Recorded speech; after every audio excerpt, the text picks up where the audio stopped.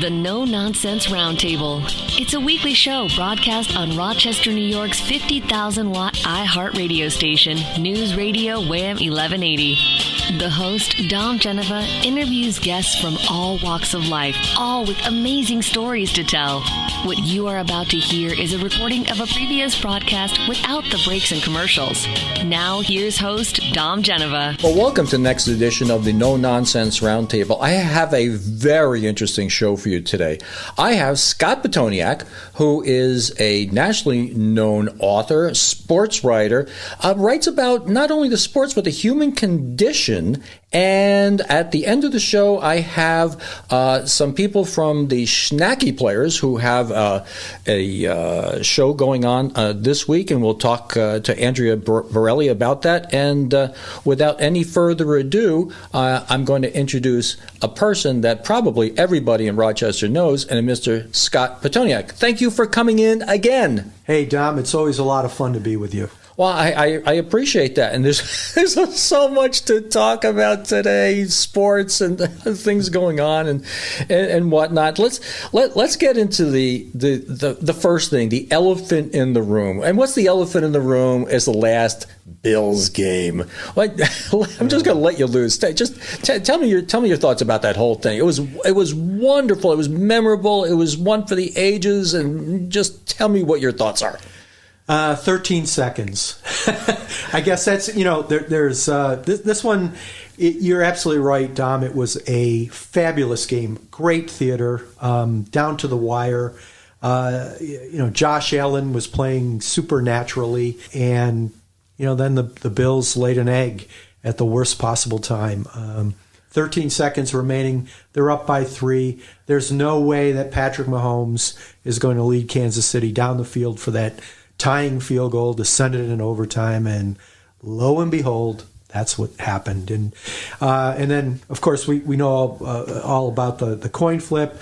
I think Josh Allen, Dom, had been 9-0 calling the coin flip. And so wouldn't you know it, he was 0 for 2 in this game. The first time out, he loses it, and then he loses it in overtime, and That gives the ball to the Kansas City Chiefs. Patrick Mahomes takes him down, and we have another heartbreak to add to a long list of heartbreaks that have sadly defined the 60-plus years of this franchise.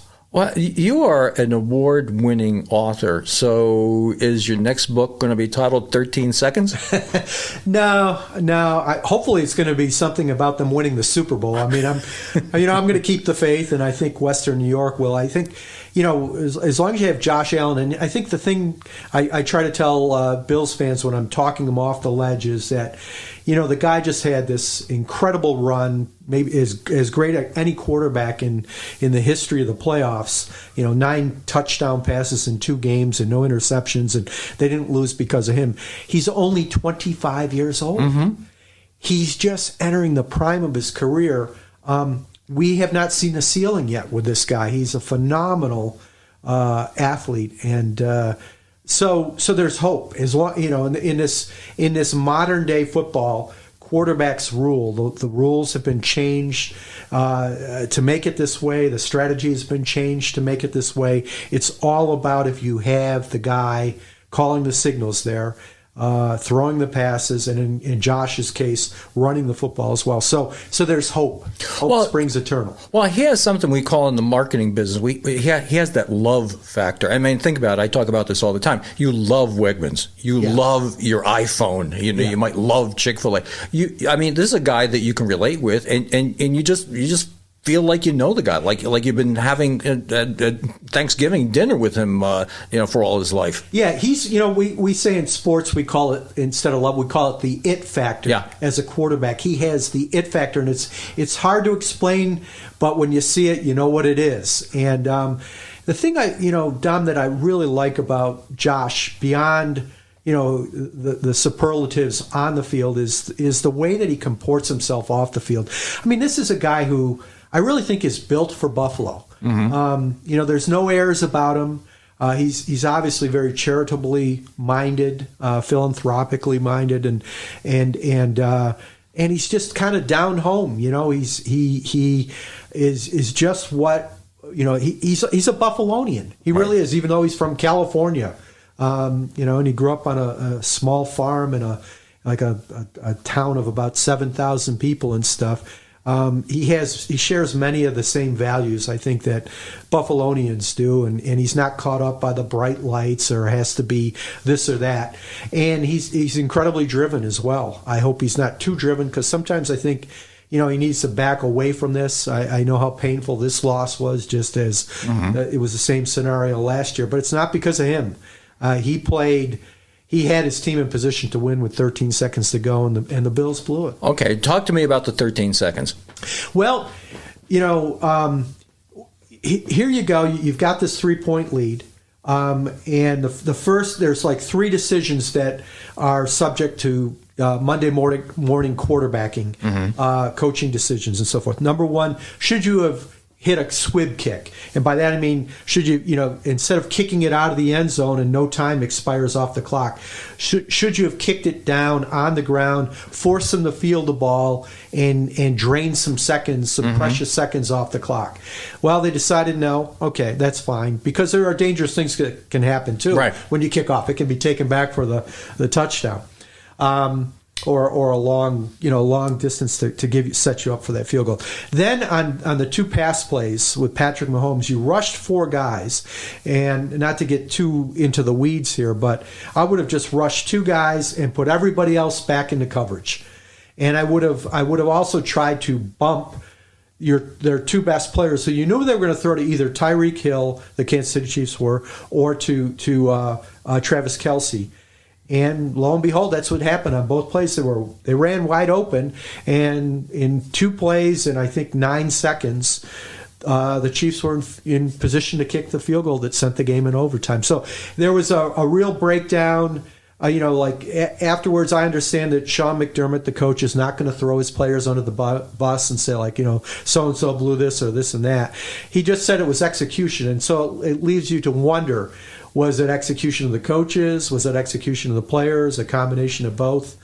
One day it'll probably come out what exactly happened in those final 13 seconds. But just as we, Dom, we have, for misery, we have wide right, for Scott Norwood's missed field goal in Super Bowl 25, and we have home run throwback from the playoff game in Tennessee, the Music City Miracle. We now have 13 seconds.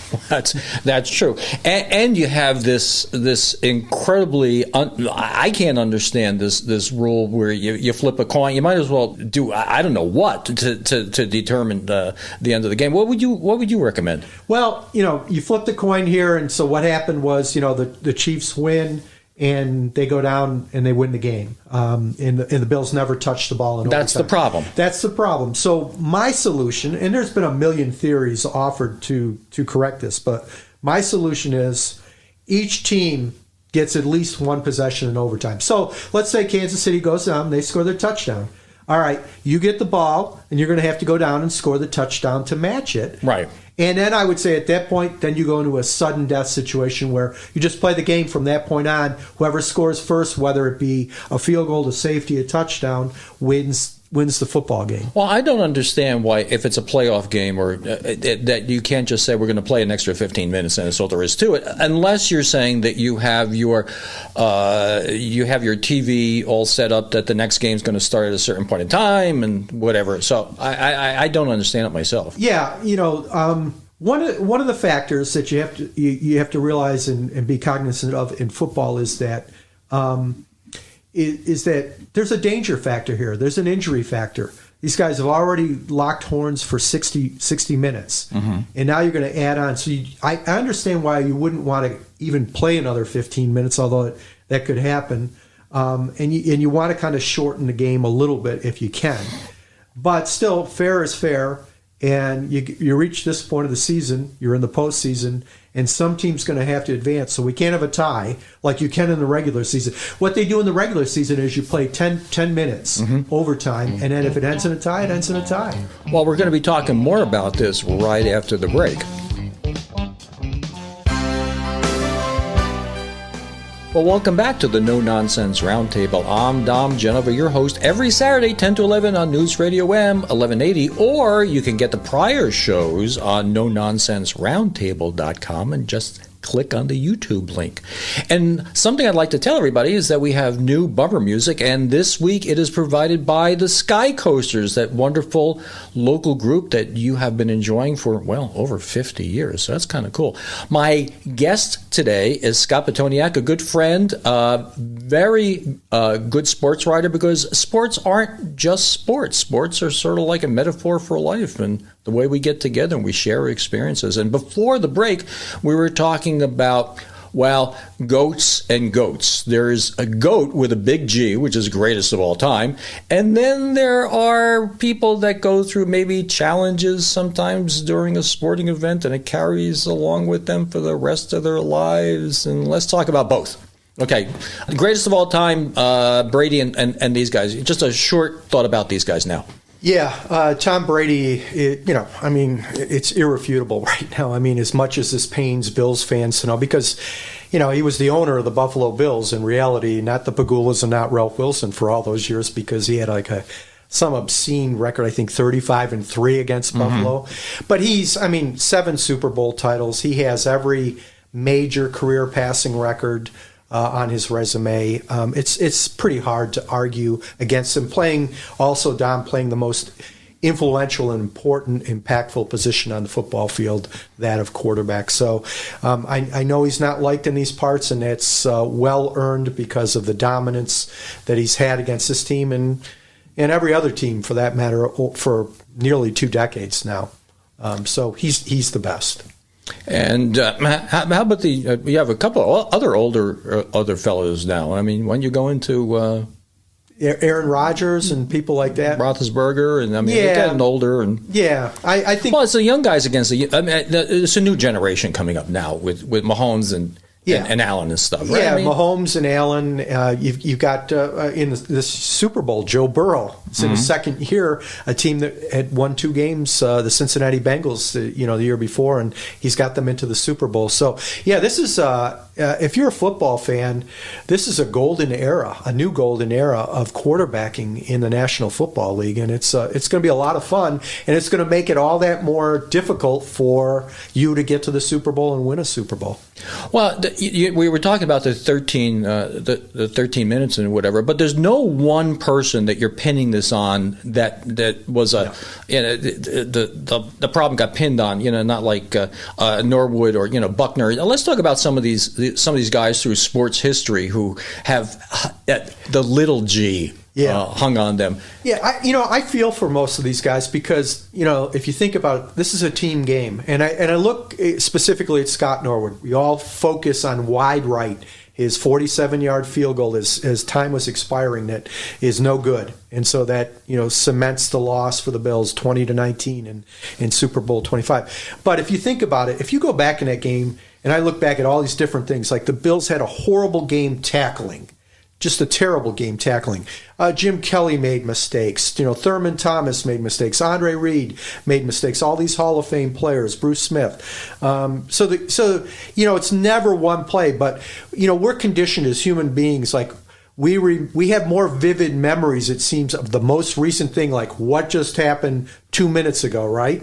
As opposed to looking back at the previous 60 minutes of what transpired during a game. So he's unfairly been labeled as the GOAT of Super Bowl 25 and in Bills history.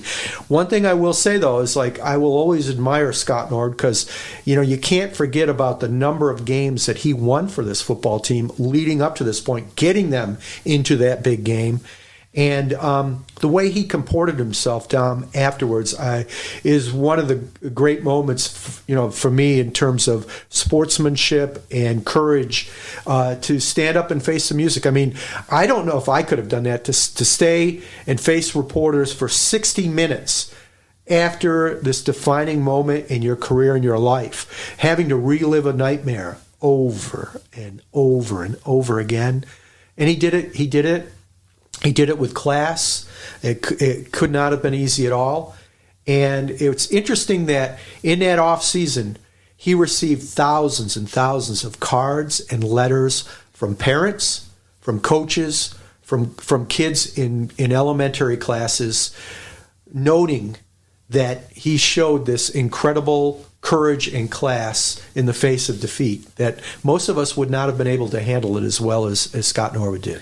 Well, it's amazing when you're talking about sports that one defining moment, 2 seconds or 3 seconds can make all the difference in the world. You look at Bucky Dent. You know, what do we remember Bucky Dent for? You know, the one home run. But then you look at Bill Buckner, right? And what do you remember him for? It's not all the home runs he ever hit. Yeah. You know, he lets a ball, you know, go under his glove, and that gives new life to the New York Mets in the 1986 World Series. You know, Mookie Wilson comes in to score on the error, and they have a Game 7. What people forget, who want to blame Buckner, including Red Sox fans, is that, you know, there was a Game 7, and the Red Sox actually led early on in Game 7. You know, but it's like, everybody thinks that was the end of the series, you know, like when the ball went through his legs, just as many Bills fans, thought like Scott Norwood never kicked again. That was the last kick. No, he kicked the next year. And they went to the Super Bowl again the next year. So, yeah, it's unfortunate. It's unfair.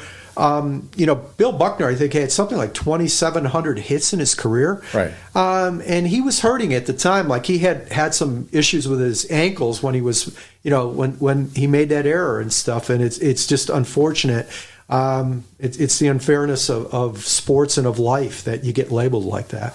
Well, sports can really put a bright white light on people's character, I think. Yeah. And again, I go back to Norwood and how he handled the situation. You know, Buckner, he left, and his family, like, for a while, like, they lived in Montana. They got away from civilization for a while. Unfortunately, you know, then he got back involved in baseball again. And, you know, I think we're too harsh, and it's even worse now with the internet because people just start immediately, you know, it goes viral, right? Mm-hmm. And people put up memes and get quite cruel, to be honest with you. So it's not an easy thing. And the same, we probably overdo it with, you know, you mentioned Bucky Dent's home run or Bill Mazeroski's home run in the 1960 World Series, and we may give too much credit for one moment, one shining moment, as they say. No, that's true. So the football this year has been fantastically interesting. I mean, last minute plays and where is this the result of something, or is this just what happened? I mean, is the analysis and the coaching different, or is it just is? It's perfect alignment of the stars. It's totally random. I mean, we've never had like a divisional playoff weekend like we had, you know, where you had all 4 games came down to walk-off plays. You know, including, sadly, the Bills game in which Kansas City beat them. And then this continues on, like you've got, like, you know, you have 2 more, you know, great games in the championship series that gave us the 2 Super Bowl teams and stuff on improbable comebacks in both of those games, particularly Cincinnati coming back from an 18-point deficit and beating the Chiefs on their home turf. Well, I tell you, there's one group of people that are envious. You know what those people are? Who? Baseball people. This type of excitement you very, very, very seldom see. Although I was there when Reggie hit his 3 home runs in 77 World Series. That was kind of cool. Yeah, on 3 pitches. On three pitches. I actually was there, and I will actually be here after the news break, which we're going to have right now.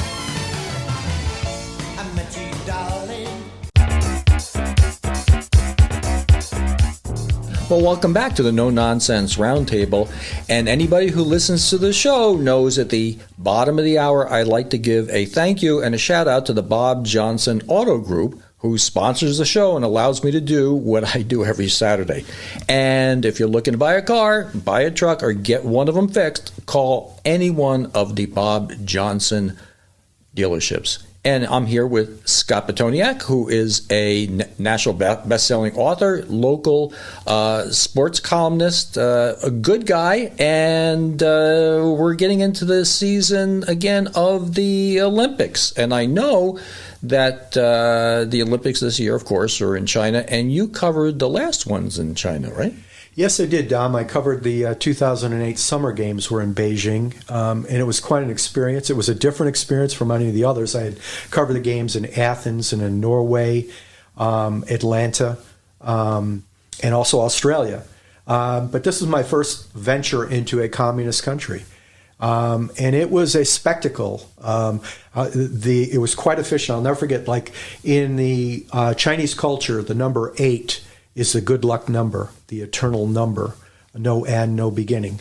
And so on August 8th, the 8th month of the year, 2008, 8 o'clock at 8 minutes after 8, 8 seconds after, the big drums started, 10,000 drums, in the opening ceremonies to kick off the Olympics. And it was an incredible spectacle to see and so forth. But it was, it was fascinating. It was, even though they had cut off all the traffic and construction and so forth in Beijing, it was incredibly smoggy, I remember.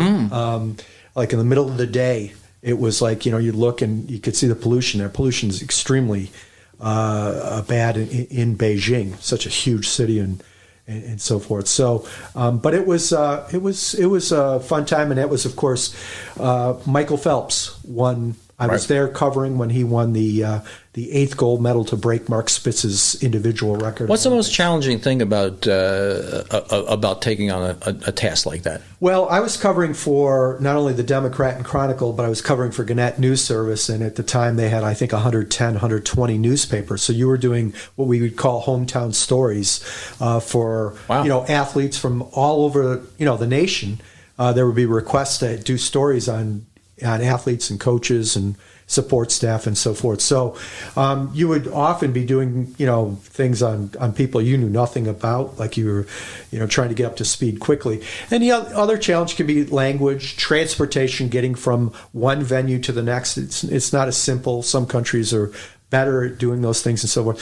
And it was just like you would write, there would be days when you were writing 10 stories. So, and how many newspaper people would you have there from the Gannett, let's say? Well, from Gannett, including we'd be writing for USA Today and other Gannett papers, there might be a total of maybe, I don't know, like 20 to 30 reporters, and then obviously photographers and editors as well. So it was, it was a pretty good sized crew. It could be even more than that at some of the Olympics, in retrospect. But it was, the way I describe it, Dom, is you had 16, 17-hour days. It was exhilaratingly exhausting, and it was exhaustingly exhilarating. Well, sometimes I would imagine you got to witness some really extraordinary things. Now, it was probably before your time, but you had the hockey team, Miracle on Ice. Miracle on Ice. What year was that? That was 1980, up in Lake Placid. Unfortunately, I was just in the beginning of my newspaper career. I was actually working in Utica, New York. I could have taken a train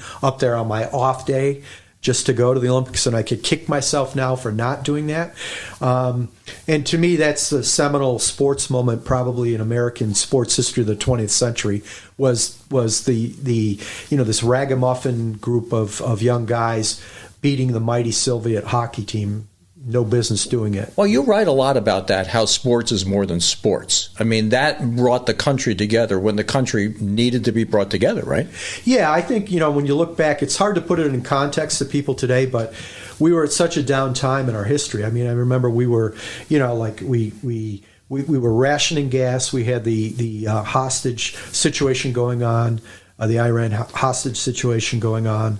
We were feeling really down about ourselves, and here's this bunch of guys thrown together and this demanding, almost demonic coach in Herb Brooks, bringing these guys together and getting them to believe in themselves that they could beat arguably the greatest professional hockey team ever put together, the Soviet Union.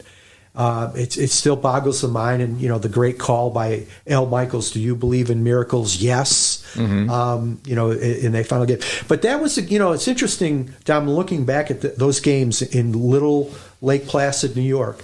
is that that's what changed everything. After that, the broadcasting rights went through the roof. The Olympics became such a hot commodity. It was that what the hockey team did. It was Eric Heiden winning the 5 gold medals. It was really a transformative, different Olympics, and from that point on, it became big. And I covered in Norway, in Lillehammer. That's the last Olympics that we'll probably ever see in a village like a Lake Placid, a small village, and the surrounding mountains and so forth. We just won't see that again. Well, you were saying during the break that the Olympics originally started for the athletes themselves. Right. The ancient Greeks, it was individual competition. And as it went along, it became more a nationalistic thing. You were representing your country, and there would be wars. Athens and Sparta, would interrupt their wars to hold the Olympics. I saw in Norway there was everything going on in Sarajevo, and there was conflict in Europe at the time. And they were. I remember we had flashlights they gave all of us for the opening ceremonies. It said "Remember Sarajevo" because of the conflict that was going on at the time. So it was I love my Olympic assignments. Looking back, I cherish those as some of the highlights of my journalism career. If there's one sporting event that you wish, from all ages, that you would have wanted to report on, would be Joe Louis or Schmeling? I mean, what do you think it might be? Well, that the 1980 hockey game against I would have loved to have covered that. In retrospect, Don Larsen's no-hitter. In the 1956 World Series. I would have loved to have been there for that. There's any number of ones, when I look back. I mean, Jackie Robinson's debut at Ebbets Field, we didn't realize the importance, the magnitude, not only on baseball history, but on American history of that event, that first day when he's going out there at Ebbets Field for that first game in April. I think it was April 14th, 1947. So there's events like that I would have loved to have been there. But I look back and I don't regret. I mean, I've been very fortunate. I've been there for a Subway Series, these Super Bowls, NCAA tournaments.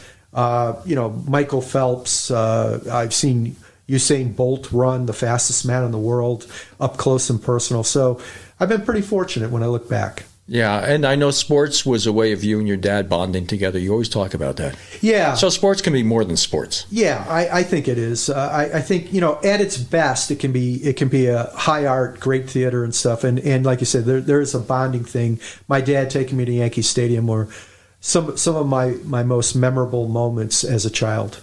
Well, it's amazing how quickly the time goes by. I have another guest coming in, and we're going to do a little bit of retail for the great snacky players because they have some shows going on this week. But I thank you ever so much for coming on. You're going to have to come in more often. It's always wonderful talking to you because sports is, more than sports, and that's exactly how you do your writing. Well, thank you so much, Dom. I always enjoy it. It's always a pleasure. Thank you.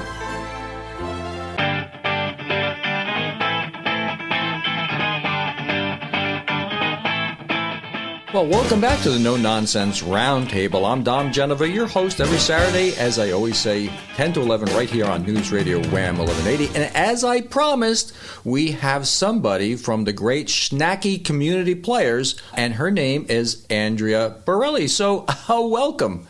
Thank you, Dom. It's great to be here.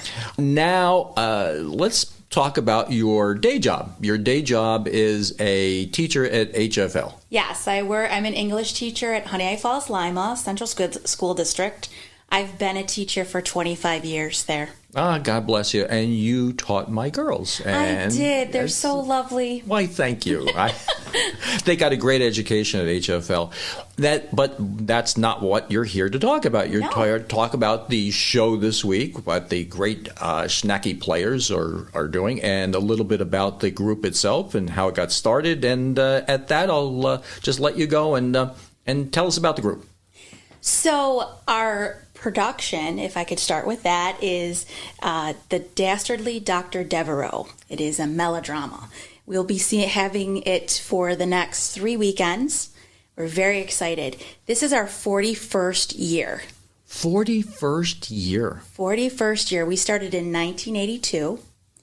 I was I was 10. You weren't born. You weren't born yet. I wasn't born. Andrea, it's radio. You can say anything you want. Oh, sorry. So yes, but Travis and Kathy Piper started this in 1982, and actually it was Monsignor Schnacky's idea. Monsignor Schnacky was the beloved priest at St. Catherine's in Mendon, and he was one of the most wonderful people that I've ever known.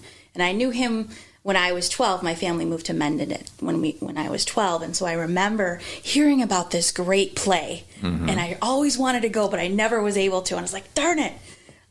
So then we have put on a show every year, and we raise money for the church and Catholic charities, and we have a great time doing our show. It's a family. It's a wonderful event for all. Well, of the us. whole idea was to bring people together during the winter months and being able to share some time together in something that you're all interested in. Now, tell me about it. I mean, you serve food. We do. We have. How many people do you have? And so we have COVID safe restrictions this year. So we do have tables that are Vegas style, but they're separated. We have a bar, so you can order beverages, soft drinks or adult beverages, and we have snacks, snacky snacks. Snacky snacks. Yes, I was going to get a URL, www.snacky snacks, but I guess you went up on me. Sorry. So we have those services, and you actually, during the third act, everybody gets popcorn. And you're able to throw the popcorn at the villain or eat it if you're hungry, or you could do both. It's fine. And tell me about this Dr. Devereaux, about the story itself. You don't have to give it all away. That's all right. Well, it is set in the year 1919, which is ironic because the Spanish flu was at that time. So that has nothing to do with the play. Just wanted to throw that in there. Dastardly Dr. Devereaux. Dr. Devereaux is the head of Hanover DeCash Clinic, and he is looking to marry the widow, Lotta Cash. She is the owner of the clinic as well. Okay. And when was this play originally written? It's pretty old, right? It was written by Billy St. John, and it was written, I believe, in 1991 or 2. Billy St. John is a great writer. And I saw your rehearsal the other day. I mean, you're directing. You would be really good with military maneuvers, I have to tell you. But you're also good at improv. Yes. I mean, I've heard you do Mrs. Claus, and I've heard you do a couple of other things, and so let's do a little improv. Sure. What kind of voices can you do? I could try to do any voice you would like me to do. I really am good at a Jersey accent. That's my favorite. I just love it. I love it so much. And I do, that's really my main one. But I can, if you inspire me. I saw something online where a couple of your actors, players or whatever, were discussing different connotations that women in particular yes. would have a spin on. So like the word whatever. Oh, you're starting with a good one. Yeah, okay. So, men, they just have one interpretation usually. But you can have whatever means, would you like a cup of tea or coffee? Whatever. That's, it's fine, whatever. But if your husband says to you, I really want to build a shed, you say, whatever. Really, you don't want him to do it, but... But then you give him permission. Sometimes. Well, go ahead. Go ahead. Go ahead is a very dangerous phrase, my friend, because it's kind of like a dare. Go ahead. Let me know. Tell me how my hair really looks, honey. Come on. Yeah, or the word fine. I mean, fine can mean a couple of different things, fine right? Has a lot fine of could ways. Be, yeah. Fine could be fine. Fine can be fine. Fine can be not a good thing, especially if your husband forgets your anniversary and you ask to go out and he says, "No, I want to stay in and maybe I'll grill a couple hot dogs." Fine. Yeah, there you go. Mm-hmm. It probably has more effect if it was in a German accent. Can you do that? Fine. Well, that's great. Now, how many people are in? What do you call it? A troupe? We call ourselves the players, but we can call it a troupe. Yes, that's the official word. And how many people do you normally? I forget about the COVID thing. How many people do you normally have that come to the show? The people in our audience, we normally have about 240 people at max a night. And then we have 9 shows. 8. You have 9 shows at 250 people a night? Mm-hmm. That's amazing. 250, yes. And tell everybody where it is. It is located in Mendon, New York. It's at St. Catherine's of Siena, 25 Mendon Avenue Road. You can look it up on your GPS. And we have it actually in the Monsignor Snacky Community Center, because Monsignor was all about community, so it makes sense that the Community Center is named after him. And so everybody knows, I mean, it's a nice facility. It holds, I mean, obviously it holds at least 250 people. Yeah. But the other thing is that the lighting and the stage that you have and the refreshments, especially the adult beverages, are nice. Yes. And then you get fed and you get popcorn to throw. Right. And just so that your audience knows, we build our stage every year. Every year we have to build it and then tear it down.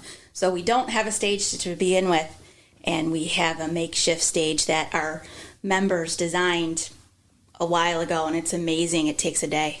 So if people want to get tickets, the easiest way to get tickets, I have to tell you right now, is to go to nononsenseroundtable.com. Click on the link that I have that says rec rooms, like recreation room, so go there, and there's a link to get to the Monsignor Snacky ticket outlet. Yes. And you can buy your tickets. Now tell me the dates. The dates are Friday and Saturdays. It's the 4th and the 5th, the 11th, the 12th, and on the 12th we have a matinee as well at 1. And then the 18th and 19th, all of the shows are at 8 o'clock. And you could actually stream them as well. If you don't have time to go or you don't know where we are, you can stream them.